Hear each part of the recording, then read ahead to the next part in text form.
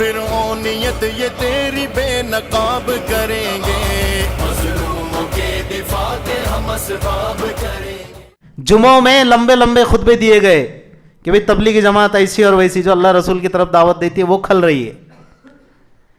لیکن آقا کا حکم تھا۔ مواحد اپنے آپ کو کہتے ہیں، ہم تو بڑے ادب و احترام سے درخواست کرتے ہیں، جناب میرے بھائی کہہ لیجئے، ٹھیک ہے، محبت کے ساتھ بولنا چاہیے نا، جناب توصیف الرحمان صاحب سے، کہ جو اتنے پیار سے اتنی محبت سے پورا راہ پر کر کے کہتے ہیں سعودی عرب کے ذمہ داران خدا تم پر رحم فرمائے،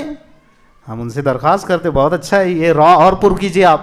لیکن اس راہ کو آپ تھوڑا سا، یہ جو راہ کی محنتیں چل رہی ہے نا، اس کے خلاف بھی پر کیجئے۔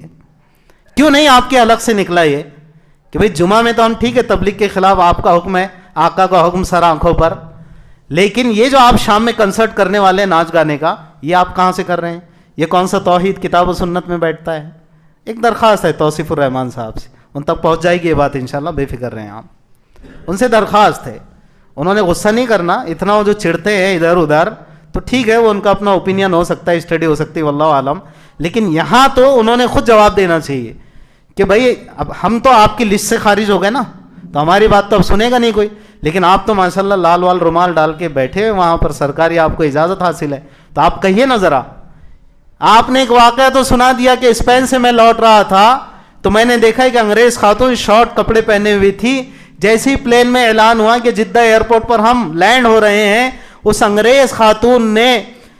پرس سے برقع نکالا، حجاب نکالا اور پوری ملبوس پورا لباس پہن کر اتری۔ تو میرا یہ بھائی کہتا ہے توصیف الرحمان صاحب زید مجدہم، ٹھیک ہے، اکرام سے بولنا چاہیے نا، یہ کہتے ہیں کہ سعودی عرب کے ذمہ داران اللہ تم کو سلامت رکھے، ملک سلمان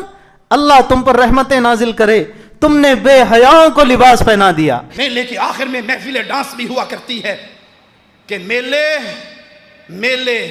پیروں کی کرامتوں سے آباد نہیں ہوتے، فاحشہ عورتوں کے وجود سے آباد ہوتے۔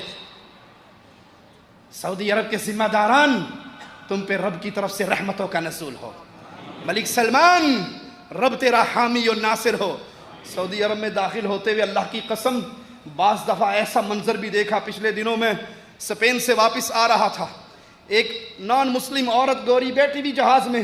جو ہی اعلان ہوا کہ ریاض ایئرپورٹ پہ اترنے لگے ہیں، وہ جو مختصر کپڑوں میں ہوتے ہیں، اس بیچاری نے بھی ہینڈ بیگ کھولا اور نیچے سے برقع پہنا کے پہن لیا۔ ہم نے کہا ملک سلمان تجھے اللہ سلامت رکھے، تو نے بے حیاؤں کو بھی لباس پہنا دیا ہے۔ اب یہ کیا ہوا بھائی کہ جو لباس پہنے ہوئے تھے بے حیا ہو گئے؟ ان کا جواب آپ ہی دیجیے، ہم نہیں دیتے، ہم تو لسٹ میں نہیں ہے نا، ہم تو لسٹ ہی میں نہیں ہے، اور آپ ہی نے پڑھ کے سنا دیا لسٹ سے خارج ہے، مگر جو آپ لسٹ میں ہیں، خدا کے واسطے ہم درخواست کرتے ہیں آپ سے کہ آپ ذرا بتائیں کہ آپ نے اب تک کیوں نہیں کہا کہ بھئی جس نے بے حیاؤں کو لباس پہنا دیا، اب جو لباس والے بے حیا ہو رہے ہیں، اس پر توحید و سنت کیا کہتی ہے، کتاب و سنت کیا کہتی ہے؟ یہ آپ کا ایمانی فریضہ بنتا ہے۔ اگر آپ موحد ہیں، اگر آپ اللہ ہی کو رب مانتے ہیں، سمجھ گئے آپ، اللہ ہی کو رب مانتے ہیں، تو آپ کو کہنا چاہیے، پھر نتیجہ جو ہو، لیکن نتیجہ اگر آپ پہلے ہی سوچ رہے ہیں اور پھر آپ کہتے ہیں نہیں کھجور اور عطر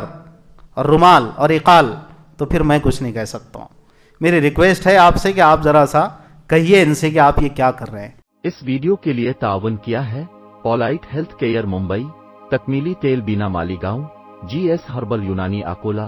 الخدم ٹورز اینڈ ٹریولز انڈیا، مردانہ آیورویدک جلگاؤں اور روشن یونانی دواخانہ کے تھل۔